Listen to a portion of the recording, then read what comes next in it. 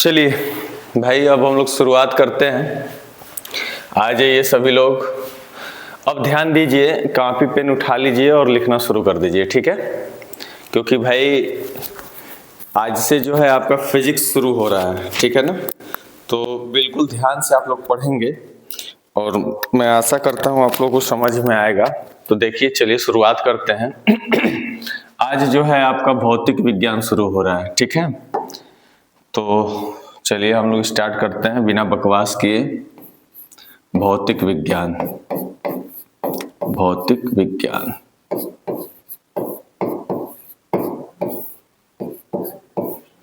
है ना, physics.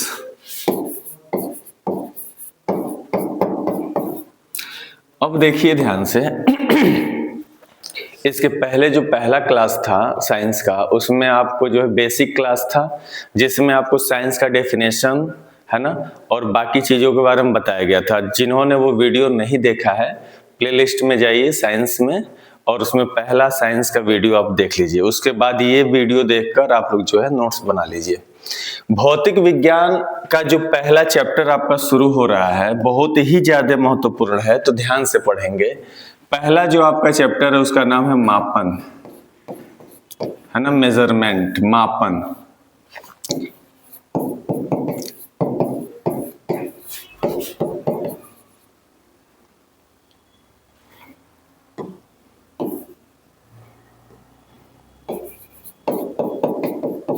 Measurement, ठीक है ना? तो चलिए हम लोग शुरू करते हैं। मापन क्लियर है?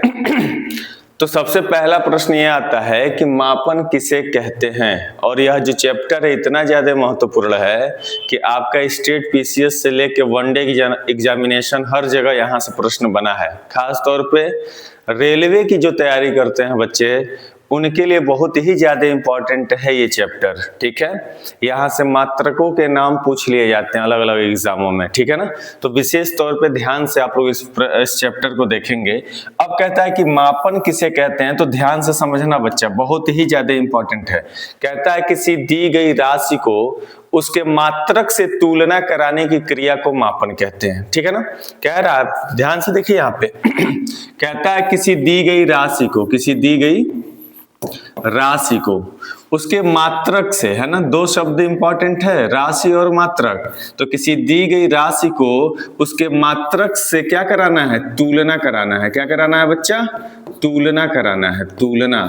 और तुलना कराने की जो क्रिया होती है उसी को हम क्या कहते हैं? मापन कहते हैं। वेरी सिंपल है। फिर देख लो एक बार, आपसे कोई पूछे मापन किसे कहते हैं, तो बहुत ही सिंपल है कि किसी दी गई राशि को उसके मात्रक से तुलना कराने की क्रिया को क्या कहते हैं? मापन कहते हैं। सिंपल है ना? अब आइए, अब आपके मन में प्रश्न आ रहा होगा कि भैया ये मापन के लिए दो चीजें हैं, एक है राशि और एक मात्रक है। और ध्यान दीजिए, यहां से पीसीएस के एग्जाम में प्रश्न बना था, स्टेटमेंट बना था। क्या बना था? पीसीएस में एक स्टेटमेंट बना के पूछा गया था कि मापन के लिए कितनी बातों का होना आवश्यक है। तो ध्यान से सुनिएगा, मापन के लिए दो बातों का होना आवश्यक है। कितनी बातों का होना आवश्यक है? दो बातों का होना आवश्यक है। पहला क्या है? राशि होना चाहिए, और दूसरा क्या होना चाहिए? मात्रक होना चाहिए। अगर ये दोनों नहीं है तो वहां पे मापन नहीं होगा। दोनों में से कोई भी एक नहीं होगा तो मापन वहां पे होगा ही नहीं। क्लियर हो गई बात?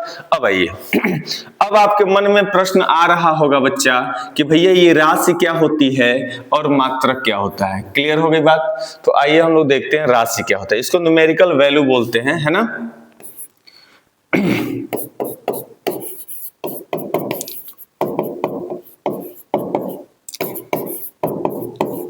न्यूमेरिकल वैल्यू बोलते हैं। तो राशि को क्या बोला जाता है? Numerical value. तो राशि किसे कहते हैं बच्चा? जिसे कोई संख्यात्मक मान दिया जाए। ध्यान से सुनिएगा, न्यूमेरिकल, न्यूमेरिकल का मतलब होता है संख्यात्मक मान, संख्या, संख्या से है या आंकिक मान से है। तो आप राशि को क्या कह सकते हो? जिसे कोई संख्यात्मक मान दिया जाए उसे राशि कहते हैं। तो मैं लिख रहा हूं, ध्यान से देखना। कहता है बच्चा, जिसे कोई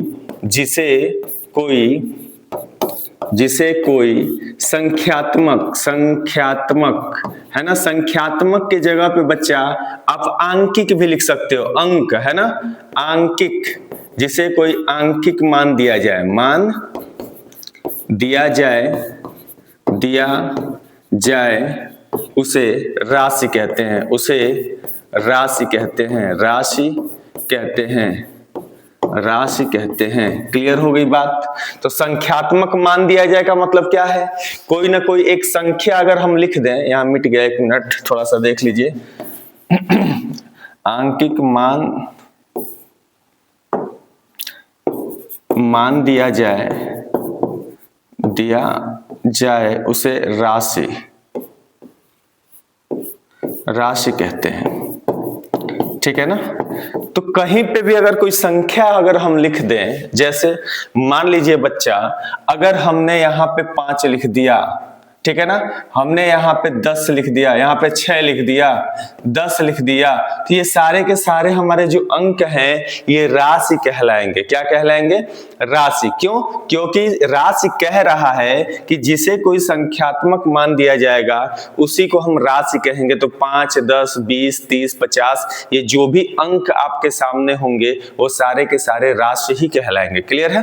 अब आइए, अब आपके मन में प्रश्न आ रहा होगा, भैया मात्रक क्या होता है? मात्रक किसे कहते हैं? तो कहता है कि जिसमें कोई राशि मापी जाती है, कोई राशि मापी जाती है उसी को हम क्या कहते हैं? मात्रक कहते हैं। वेरी सिंपल है, मैं लिख रहा हूं, ध्यान से देखिएगा। कहता है कि जिसमें कोई राशि मापी जाती है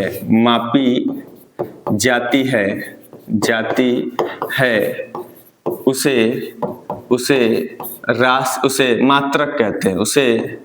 मात्रक कहते हैं। बहुत ही सिंपल है ये भी। अब ध्यान से समझिएगा बात को। कहता है जिसमें कोई राशि मापी जाती है उसे हम क्या कहते हैं? मात्रक कहते हैं। अब इसका मतलब क्या हुआ, आइए हम थोड़ा सा ध्यान से समझते हैं इसको। कहता है बच्चा, अगर हमने 5 लिखा, 6 लिखा, 10 लिखा, इसका मतलब क्या है? हमने राशि लिख दिया है। अगर मैं पूछूं कि ये क्या है तो आप कहोगे सर ये अंक है। क्या है? अंक है। अंक का मतलब संख्या है, अंक का मतलब संख्या है, और संख्या होने का मतलब वो क्या है? राशि है। साइंस की भाषा में क्या है बच्चा? राशि है। अब ध्यान से समझिए, कहता है कि अगर 5 हमने लिखा तो इसका कोई मतलब है? कोई मतलब नहीं है, यह एक संख्या दिखाई दे रहा है, बस राशि है। लेकिन ध्यान से समझिएगा बच्चा लोग, अगर मैं इस 5 के सामने मैं किलो लिख दूं, क्या लिख दूं बच्चा? मैं किलो लिख दूं, एक शब्द मैंने बढ़ा दिया, किलो लिख दिया। अब ये टोटल में पूछूं कि क्या लिखा है तो आप कहोगे सर 5 किलो लिखा है।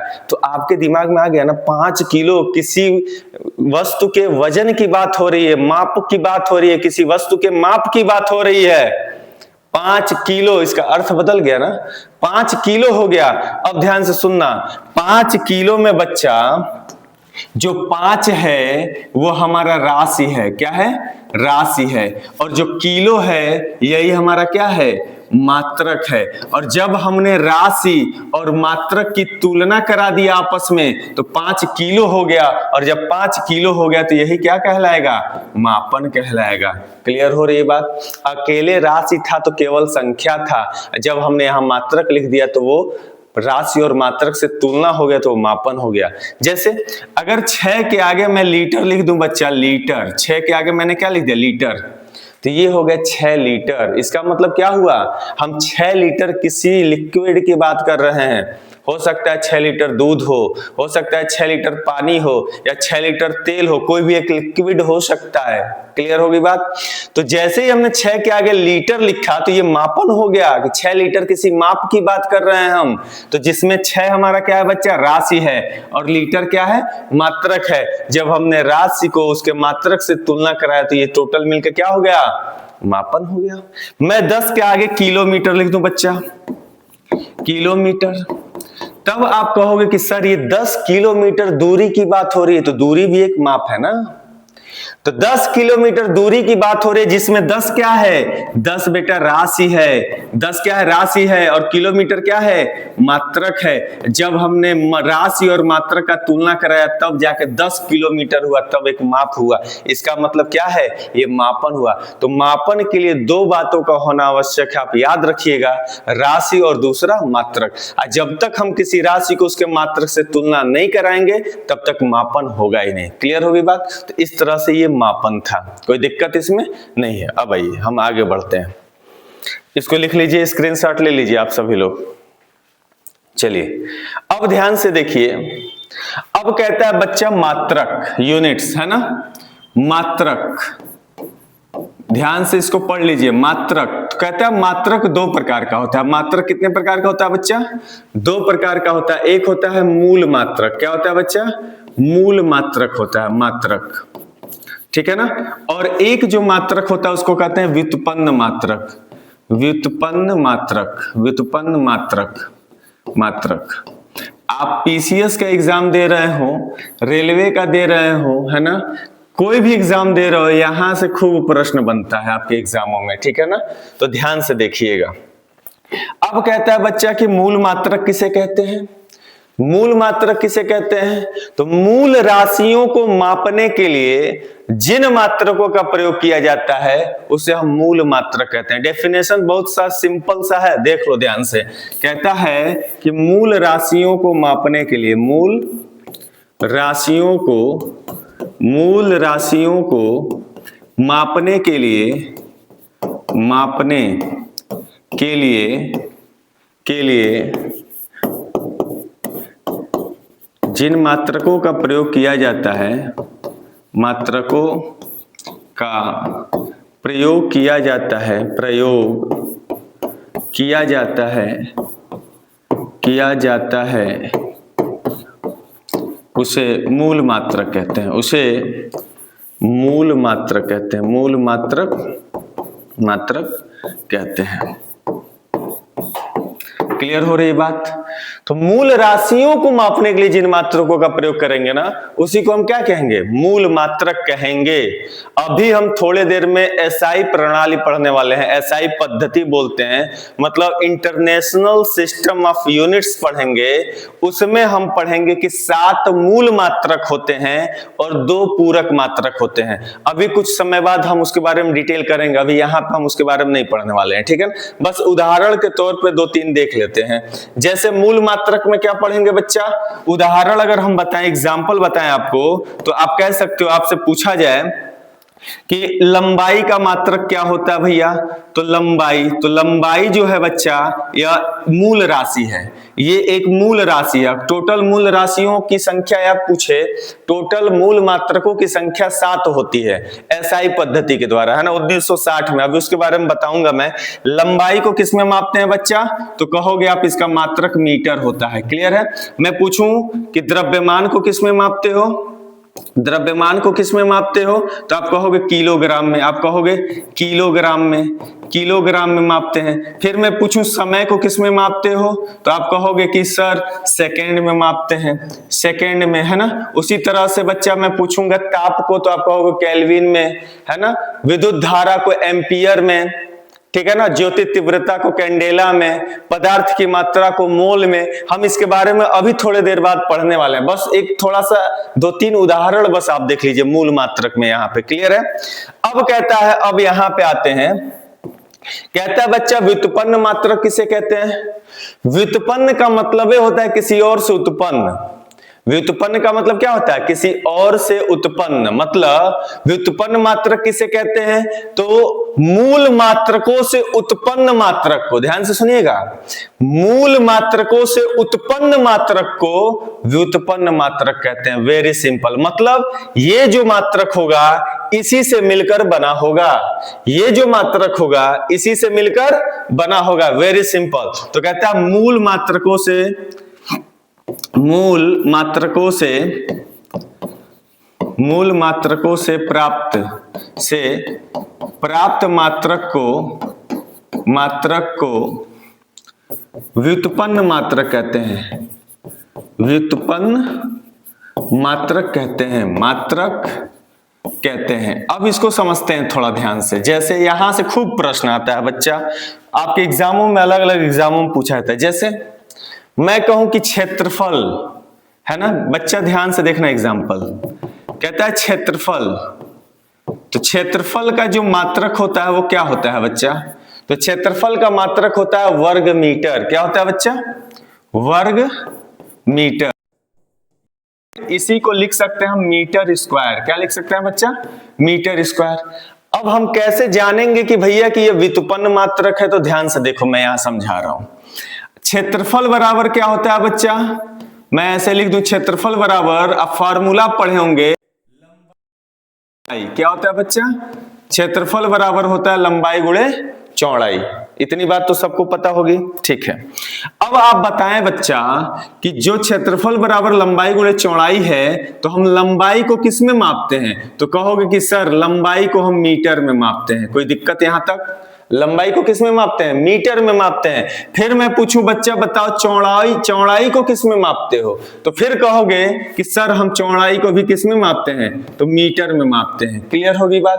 अब मीटर गुणे मीटर, तो मीटर गुणे मीटर क्या होता है बच्चा? मीटर स्क्वायर होता है कि नहीं होता है? वही तो लिखा हूं, क्षेत्रफल का मात्रक क्या? मीटर स्क्वायर, या इसी को वर्ग मीटर बोल सकते हैं, इसी को, क्योंकि स्क्वायर को वर्ग बोलते हैं, वर्ग मीटर, तो वही लिखा हूं वर्ग मीटर। बात समझ में आ रहा? और देखोगे लंबाई का मात्रक मीटर होता है, और मीटर जो है हमारा मूल मात्रक है, तो मूल मात्रक से ही तो बना है मिलकर, इसीलिए व्युत्पन्न मात्रक है। जो मूल मात्रक से मिलकर बनता है वही व्युत्पन्न मात्रक है। क्लियर है?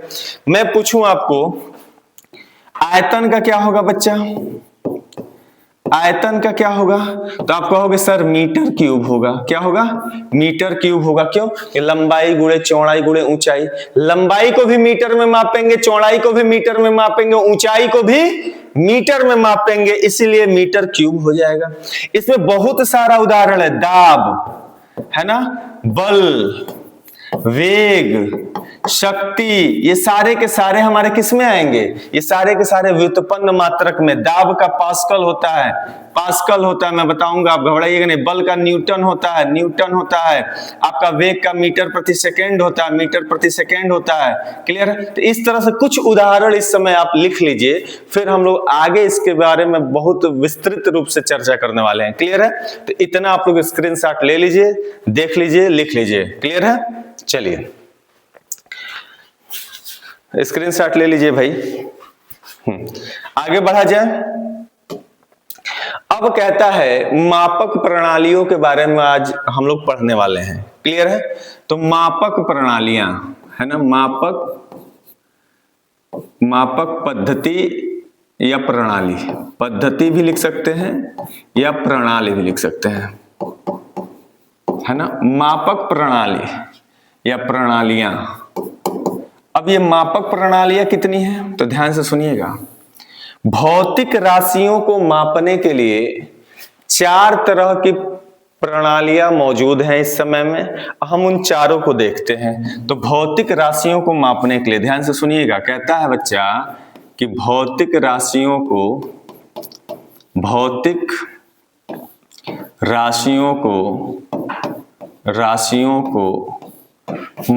के लिए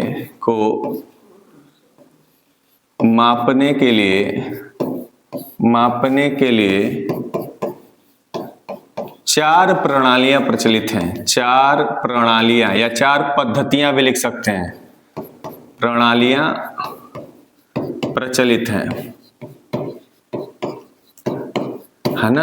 अब वो चारों कौन कौन सा है? ध्यान से देखिए, बहुत ज्यादा इंपॉर्टेंट, इसको आप घोल के पी जाइए, मोस्ट इंपॉर्टेंट है ना। यहाँ से प्रश्न बनते हैं एग्जामों में, ठीक है। तो जिसमें पहला आप देखोगे बच्चा, पहला जो प्रणाली का नाम है उसका नाम है MKS पद्धति या प्रणाली, है ना, पद्धति, MKS पद्धति, ठीक है ना, MKS सिस्टम। दूसरा है बच्चा CGS प्रणाली, CGS, है ना, पद्धति लिखिए चाहे प्रणाली लिखिए, बात एक ही है। अब सुनिए, यहां से आपका PCS में आपका प्रश्न बना था, यहां से मैं यहां पे बता दे रहा हूं। ध्यान से देख लीजिए, है ना। सीजीएस पद्धति को हम फ्रेंच पद्धति के नाम से भी जानते हैं। किस नाम से जानते हैं बच्चा? फ्रेंच पद्धति, फ्रेंच पद्धति, या फिर इसी को हम बोलते हैं मीट्रिक पद्धति, मीट्रिक पद्धति, मीट्रिक पद्धति। और ये जो दोनों प्रश्न है आपका कहां पूछा था बच्चा? पीसीएस की परीक्षा में पूछा गया था, इसलिए आप ध्यान से याद रखेंगे, बहुत ज्यादा इंपॉर्टेंट है। अगर आपके एग्जाम में आ जाए कि फ्रेंच पद्धति किसको कहते हैं, तो आप एकदम सिंपल सा जवाब देना कि भाई सीजीएस पद्धति को ही हम फ्रेंच पद्धति कहते हैं। क्लियर है? अब आइए, या फिर आपसे पूछ दे मीट्रिक पद्धति किसे कहते हैं, तो आप कहेंगे सीजीएस पद्धति को ही मीट्रिक पद्धति कहते हैं। कोई दिक्कत नहीं। तीसरे नंबर पे कौन सा आता है बच्चा? ध्यान से सुनना। तीसरा जो होता है उसको हम कहते हैं एफपीएस पद्धति, एफपीएस पद्धति। कोई दिक्कत यहां तक नहीं। चौथा जो होता है बच्चा वो बहुत ही ज्यादा इंपॉर्टेंट है, जिसको हम कहते हैं एसआई पद्धति। इसको क्या कहते हैं? एसआई पद्धति बोलते हैं। क्लियर हो गई बात? ये 4 तरह की पद्धतियां हैं जो भौतिक विज्ञान में राशियों को मापने के लिए प्रयोग में ली जाती हैं। क्लियर है? अब सबको चारों को हम पूरा जो है अच्छे तरीके से एक शॉर्ट ट्रिक के माध्यम से समझा दे रहे हैं, रटने की आवश्यकता नहीं पड़ेगी। आप देख कर बता दोगे एमकेएस पद्धति किसे कहते हैं, है ना, सीजीएस किसे कहते हैं, एफपीएस किसे कहते हैं। तो देखो यहां पे मैं एक चार्ट बना रहा हूं, इसको समझिए बात को। मैं यहां पे लिख रहा हूं बच्चा लंबाई, क्या लिख रहा हूं? लंबाई, है ना। और यहां पे लिख रहा हूं द्रव्यमान, द्रव्यमान, और यहां पे लिख रहा हूं समय। अब देखो यहीं से परिभाषा आप याद कर लो, बहुत ही आसान सा ट्रिक है परिभाषा को याद करने का। देखो अगर आपसे कोई पूछे बच्चा कि एमकेएस पद्धति किसे कहते हैं, तो ध्यान से सुनो। एमकेएस पद्धति तो जिसमें लंबाई को एम, देखो यहाँ पे एम है, एम का मतलब मीटर होता है, एम का मतलब यहाँ पे क्या होता है बच्चा? मीटर। तो जिसमें लंबाई को मीटर में और द्रव्यमान को, के का मतलब होता है किलोग्राम, के का मतलब क्या होता है यहाँ पे? किलोग्राम, द्रव्यमान को किलोग्राम में, ठीक है। और यहाँ पे समय है, तो तीसरे नंबर पे देखो कौन सा है? यस है। तो समय को सेकंड में, समय को किस में बच्चा? सेकंड में मापा जाता है, उसी को हम एमकेएस पद्धति कहते हैं। आसान है कि नहीं है? फिर सुन लीजिए, अगर कोई पूछे एमकेएस पद्धति किसे कहते हैं, तो याद रखना एम का मतलब मीटर होता है, के का मतलब किलोग्राम, एस का मतलब सेकंड। अब ये कैसे बोलना है एमकेएस पद्धति किसे कहते हैं? तो जिसमें लंबाई को मीटर में, एम का मतलब मीटर में, द्रव्यमान को किलोग्राम में, समय को सेकंड में मापा जाता है, उसे हम एमकेएस पद्धति कहते हैं। कोई दिक्कत नहीं। उसी तरह से नीचे वाले को देखते हैं बच्चा, कहता है सीजीएस। तो सीजीएस का मतलब समझो, सी का मतलब होता है सेंटीमीटर, जी का मतलब होता है ग्राम, एस का मतलब होता है सेकंड। क्लियर है? अब आइए बताइए, जिसमें लंबाई को सेंटीमीटर में, सेंटीमीटर में, अब सुनिए द्रव्यमान को किस में? तो कहोगे जी है सर, ग्राम, जी का मतलब ग्राम में, द्रव्यमान को ग्राम में, और समय को सेकंड में, एस का मतलब सेकंड, समय को सेकंड में मापा जाता है, उसे हम सीजीएस पद्धति कहते हैं। ठीक है?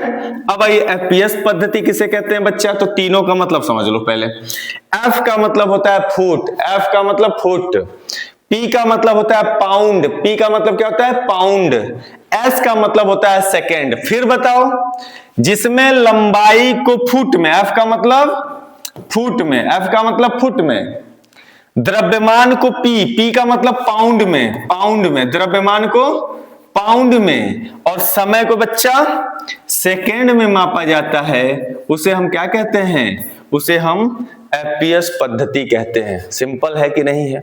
अब याद रखिए, यहां से फिर पीसीएस में एक प्रश्न पूछा गया था बच्चा, यहां पे एफपीएस से पूछा गया था। इसे जो है, इसे क्या बोलते हैं? इसे ब्रिटिश पद्धति बोला जाता है। क्या बोला जाता है बच्चा? इसे ब्रिटिश पद्धति के नाम से भी जानते हैं, याद रखिएगा। इसे ब्रिटिश पद्धति के नाम से भी बोला जाता है और ये प्रश्न आपका स्टेट पीसीएस में पूछा गया था, मोस्ट इंपॉर्टेंट है, याद रखिएगा। आपसे पूछ देगा कि निम्नलिखित में से ब्रिटिश पद्धति किसे कहते हैं या ब्रिटिश पद्धति कौन है, तो आप मारिएगा एफपीएस पद्धति पे टिक। क्लियर है? आपसे पूछेगा फ्रेंच पद्धति किसे कहते हैं, तो मारिएगा सीजीएस पे। आपसे पूछेगा मीट्रिक पद्धति कहते हैं किसे कहते हैं, तो सीजीएस पे। अगर ब्रिटिश पूछेगा तो एफपीएस में। ठीक है ना? अब आइए लास्ट वाला जो आपका एसआई पद्धति, ये सबसे ज्यादा इंपॉर्टेंट है क्योंकि पूरे विश्व में इस समय भौतिक राशियों को मापने के लिए सबसे ज्यादा इसी को मान्यता प्राप्त है, एसआई पद्धति को। इंटरनेशनल सिस्टम ऑफ यूनिट बोलते हैं इसको। क्या बोलते हैं? International system of unit. अब इसके बारे में थोड़ा सा हम देख लेते हैं क्योंकि इंपॉर्टेंट है। अगले पेज पे देखते हैं। ठीक है ना? अब देखिए, इसको स्क्रीनशॉट लेना हो तो ले लीजिए आप लोग, है ना? चलिए, अब कहता है एसआई पद्धति या एसआई सिस्टम। एसआई सिस्टम पद्धति, अगर आपसे इसका फुल फॉर्म पूछे, पूरा नाम पूछे, तो आपको बताना है कि इंटरनेशनल सिस्टम ऑफ यूनिट्स। अब कहता है कि जो एसआई पद्धति है बच्चा, तो ध्यान से देखना, कहता है कि 1960 ईस्वी में, ये डेट आप याद रखेंगे, स्टेट पीसीएस वाले याद रखेंगे, पूछा जाता है पीसीएस में। 1960 ईस्वी में पेरिस में, फ्रांस है ना, फ्रांस, पेरिस कहां है भैया? फ्रांस में है, तो आप याद रखिएगा पेरिस में। कहां पे? पेरिस में। पेरिस कहां पे भैया? तो फ्रांस में है। तो पेरिस में एक माप तौल का अंतरराष्ट्रीय महाधिवेशन कराया गया था, जिसमें एसआई प्रणाली को या फिर एसआई पद्धति को अडॉप्ट किया गया, अपनाया गया। ठीक है ना? तो याद रखना कि 1960 ईस्वी में पेरिस में क्या हुआ था? तो अंतरराष्ट्रीय माप तौल का महाधिवेशन हुआ था। तो अंतरराष्ट्रीय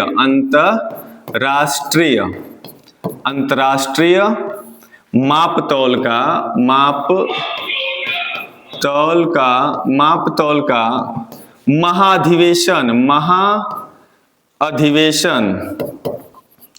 अधिवेशन हुआ था।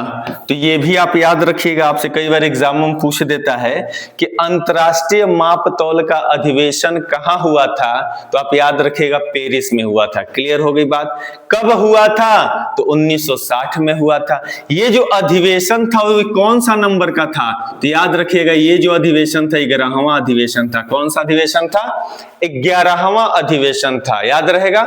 अब इसी 11वें अधिवेशन में एसआई पद्धति के लिए, ध्यान से सुनिएगा, यहां पे बहुत ज्यादा इंपॉर्टेंट है, इसी में तय किया गया कि मूल मात्रकों की संख्या, जो मूल मात्रक होंगे, मूल मात्रकों की संख्या कितनी होगी? तो 7 होगी। इसी आपका महाधिवेशन में बताया गया कि पूरक मात्रक कितने होंगे, तो पूरक मात्रक कितने होंगे बच्चा? तो आपको बताया गया कि पूरक मात्रक 2 होंगे। क्लियर है? तो यहां से भर भर के प्रश्न पूछे गए हैं। एक पीसीएस में प्रश्न पूछा था, मैं आपको बता दे रहा हूं, स्टेट पीसीएस में, याद रखिएगा, कहा था कि जो अंतरराष्ट्रीय माप तौल का मुख्यालय है वो कहां था? तो आप याद रखिएगा सेवरेस में था, है ना? अगर पूछे बच्चा कि अंतरराष्ट्रीय माप तौल का क्या पूछ दे? मुख्यालय पूछ दे। मुख्यालय कहां पर है? तो आप याद रखना बच्चा, सेवरेस में है। कहां पे है? सेवरेस में है। क्लियर है? और ये सेवरेस एक जगह का नाम है बच्चा, और जो ये सेवरेस है वो कहां पे है? तो याद रखिएगा, ये फ्रांस में है। कहां पे है बच्चा? फ्रांस में है। क्लियर है? और ये पीसीएस में पूछा जा चुका है प्रश्न। तो इस तरह से आप देख पाए कि जो एसआई सिस्टम है, मतलब इंटरनेशनल सिस्टम ऑफ यूनिट है, उसको 1960 में अपनाया गया था, 11वें अंतरराष्ट्रीय माप तौल के अधिवेशन में। ठीक है ना? और ये अधिवेशन हुआ कहां था? तो पेरिस में हुआ था, फ्रांस में। क्लियर है? अब आइए, अब इसमें क्या कहा गया? इसमें कहा गया कि मूल मात्रकों की संख्या कितनी होगी बच्चा? तो 7 होगी, और 2 पूरक मात्रक। और ये जो मात्रक है और ये जो मापक प्रणालियां हैं, इनको पूरे विश्व में मान्यता प्राप्त है, मतलब पूरा विश्व ही इस चीज को मानता है ना? तो कहता है कि पूरे विश्व में मान्यता प्राप्त है, प्राप्त है। मान्यता प्राप्त होने का क्या मतलब है? मान्यता प्राप्त होने का मतलब है कि पूरा विश्व इस सिस्टम को मानता है और अपनाता है। ठीक है ना? चलिए अब हम आगे बढ़ते हैं और मूल मात्रकों को देखते हैं कि ये जो 7 मूल मात्रक है ये कौन कौन है। 2 पूरक मात्रक कौन। यहां से भी प्रश्न भर भर के आते हैं, तो इसको भी देख लेते हैं। इसका स्क्रीनशॉट आप ले लीजिए, ठीक है ना? चलिए आगे बढ़ा जाए। अब देखते हैं 7 मूल मात्रक कौन कौन से हैं भैया। 7 मूल मात्रक है ना। 7 मूल मात्रकों को हम देख लेते हैं यहां से, बहुत ज्यादा इंपॉर्टेंट है बच्चा। अब देखो जो पहला होता है उस देखो, एक तरफ मैं लिख रहा हूं, ये चार्ट बना रहा हूं, राशि होता है, फिर उसका मात्रक होता है, राशि होता है, मात्रक होता है, संकेत भी होता है। तो पहले आप इसका नाम देख लो।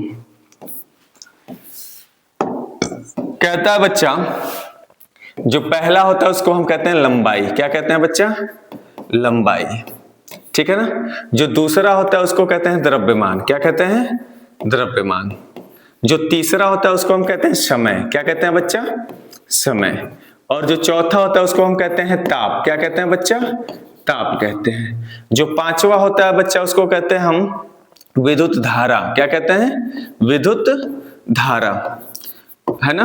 और जो आपका छठवा होता है ज्योति तीव्रता। ज्योति तीव्रता, ज्योति तीव्रता होता है, ठीक है ना। और जो आपका 7वां होता है वो होता है पदार्थ की मात्रा। पदार्थ की मात्रा। तो ये 7 आपकी राशियां हैं, ठीक है ना। 7 राशियां हैं और 7 राशियों के 7 मात्रक होंगे। और ये बहुत ज्यादा इंपॉर्टेंट है, ध्यान से सुनना। लंबाई का मात्रक क्या होता है आपके एग्जामों में पूछता है बार बार, तो आप लगाइएगा मीटर। क्या होता है? मीटर। कई लोग किलोमीटर पे मार के आते हैं, गलत है। मीटर पे मार के आना है। आपसे पूछेगा कि द्रव्यमान का मात्रक क्या होता है, तो आप याद रखिएगा किलोग्राम होता है। क्या होता है बच्चा? किलोग्राम होता है, ठीक है ना। किलोग्राम होता है। समय का मात्रक क्या होता है बच्चा? तो आप कहिएगा सेकंड होता है सर। क्या होता है? सेकंड होता है। आपसे पूछेगा ताप का मात्रक। यहाँ पे तो बहुत बच्चे गलती करते हैं।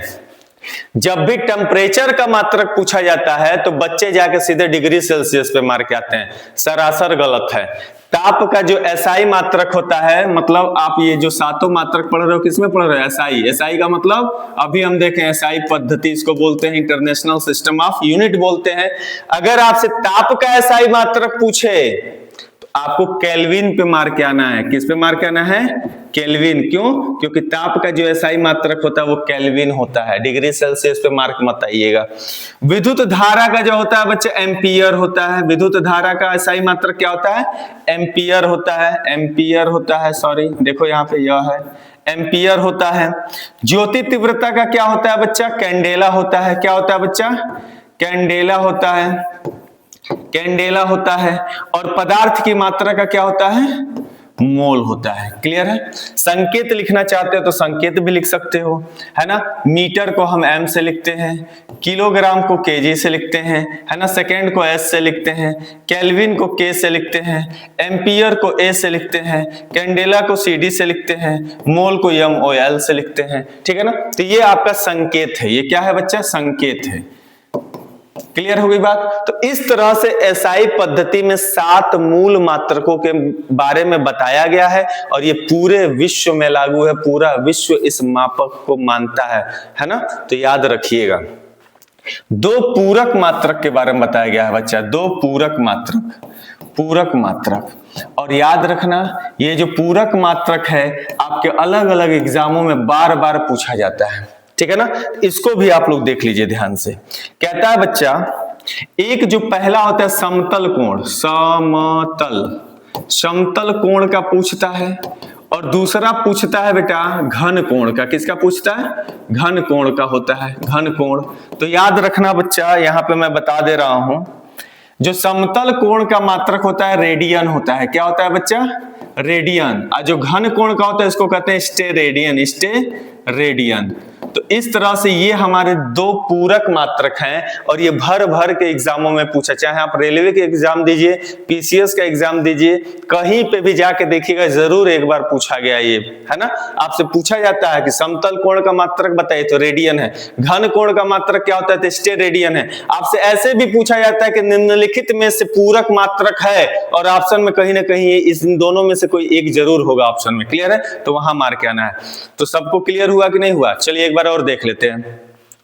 अगर आपसे पूछा जाएगा कि मूल मात्रकों की संख्या कितनी है तो 7 है। ध्यान से सुनो, ये संख्या भी एग्जाम में पूछा गया है कि मूल मात्रकों की संख्या कितनी है, 7 है। आप 8, 10 पे मार्क मत आ जाइएगा। कौन कौन है तो लंबाई, द्रव्यमान, समय, ताप, विद्युत धारा, ज्योति तीव्रता और पदार्थ की मात्रा। आपसे कोई पूछे कि लंबाई का मात्रक तो मीटर, है ना, द्रव्यमान का मात्रक किलोग्राम, समय का सेकेंड, ताप का केल्विन, विद्युत धारा का एम्पियर, ज्योति तीव्रता का कैंडेला और पदार्थ की मात्रा का मोल।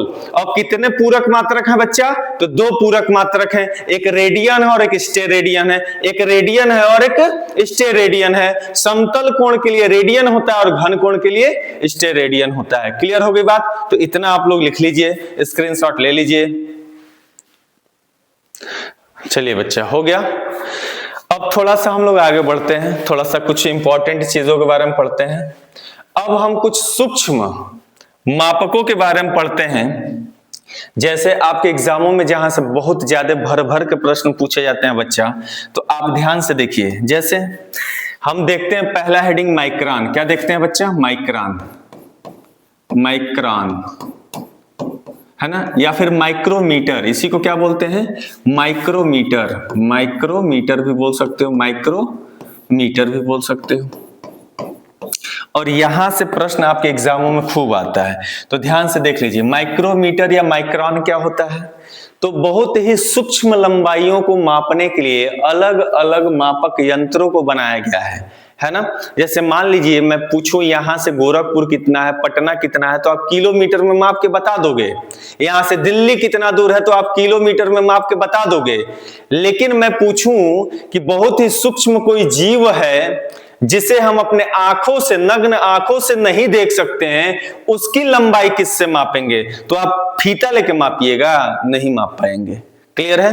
तो उसके लिए सूक्ष्म मात्रक बनाए गए हैं। ये क्या है? सूक्ष्म मात्रक बनाए गए हैं, जिसका पहला नाम क्या है? माइक्रोन या माइक्रोमीटर। ये हमें पढ़ना पड़ेगा। क्लियर है? तो अब आइए, माइक्रोन क्या करता है भाई? कहता है कि यह लंबाई का अति सूक्ष्म मात्रक है जिसके द्वारा हम जीवाणुओं के आकार को मापने में व्यक्त करते हैं, ना।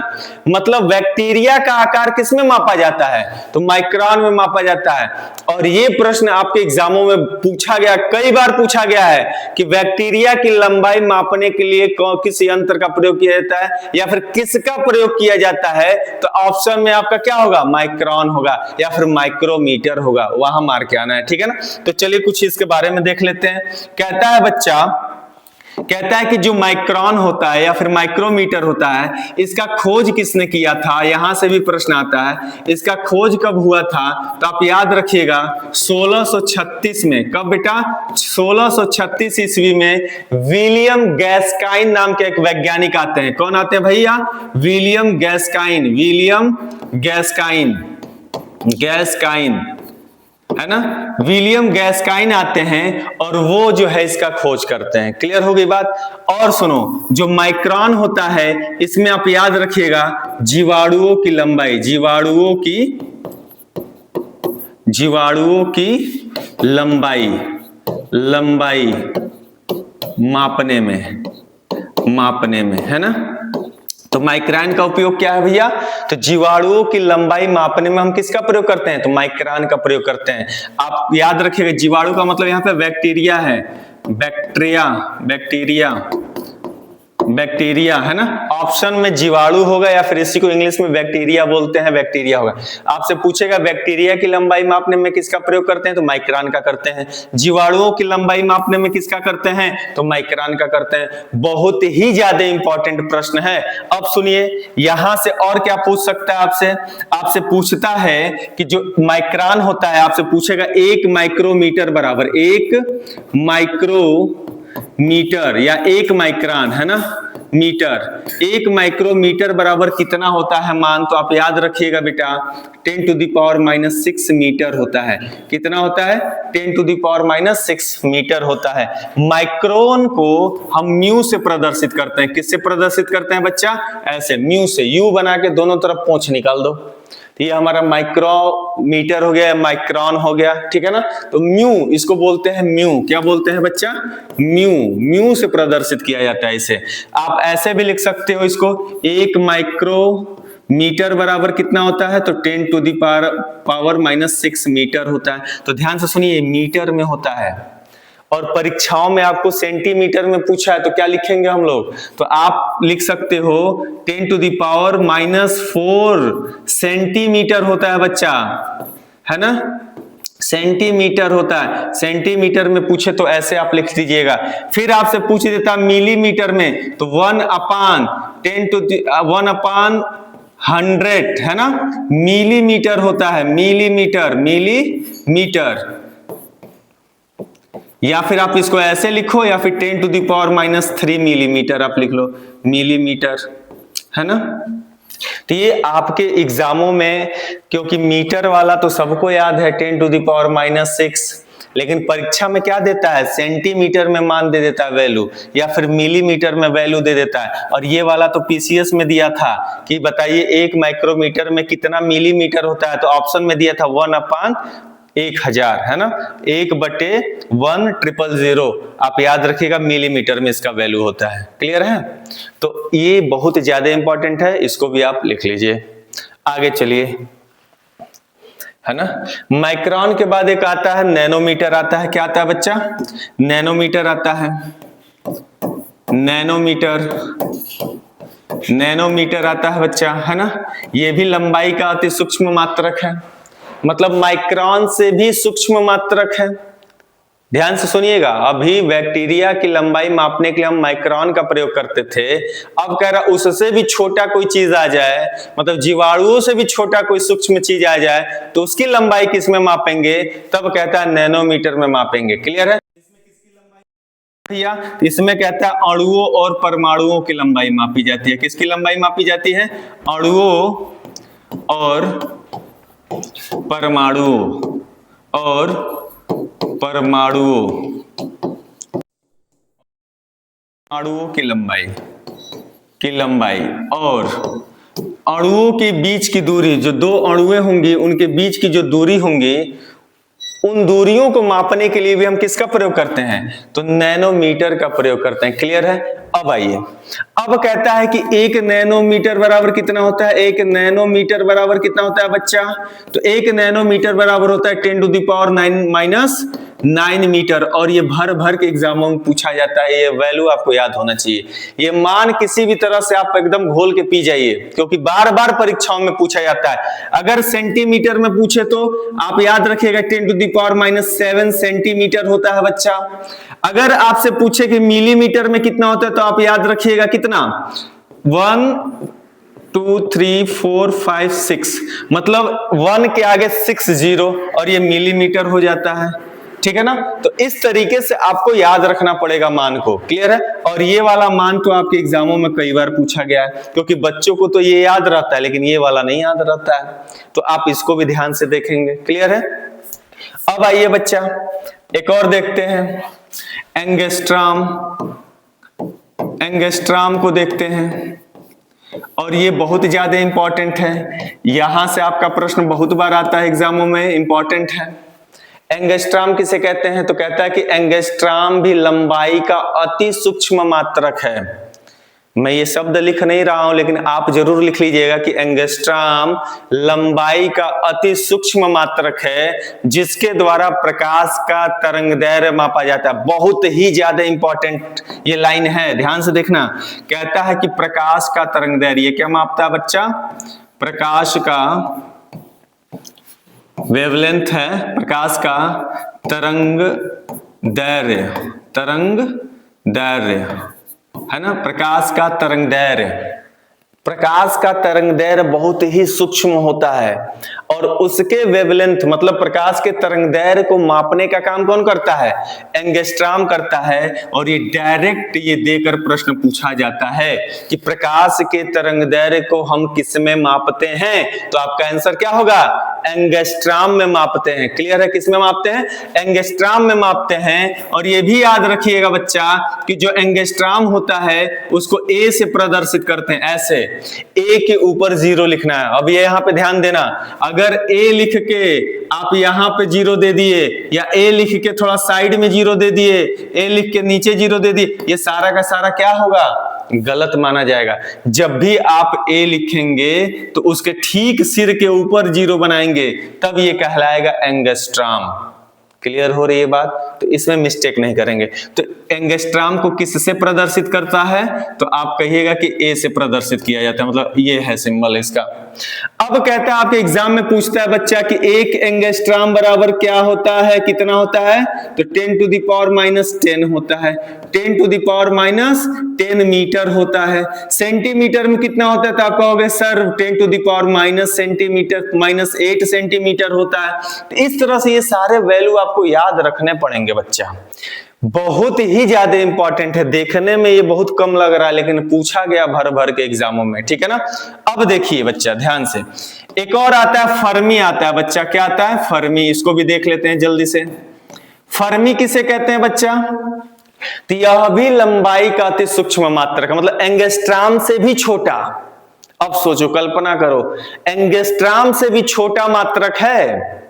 इसमें क्या होता है? तो ये कहता है कि जो परमाणुओं का नाभिक होता है, नाभिक की लंबाई को मापने में हम किसका प्रयोग करते हैं? तो फर्मी का प्रयोग करते हैं। अब सुनो, परमाणु इतना सूक्ष्म होता है बच्चा कि उसको नग्न आंखों से नहीं देखा जा सकता है। तो जिसे आप अपने आंखों से नहीं देख सकते हो, कल्पना करो कितना छोटा होगा। और उस परमाणु का नाभिक बीच में, एकदम बीच में, तो कल्पना करो उसका नाभिक कितना छोटा होगा, बहुत छोटा होगा। तो उसके नाभिक की लंबाई को कौन मापेगा? तो फर्मी। तो फर्मी क्या करता है भाई? तो परमाणु के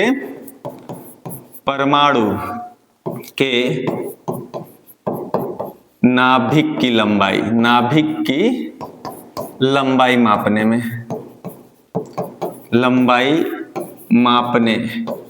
मापने में इसका प्रयोग होता है, ठीक है ना।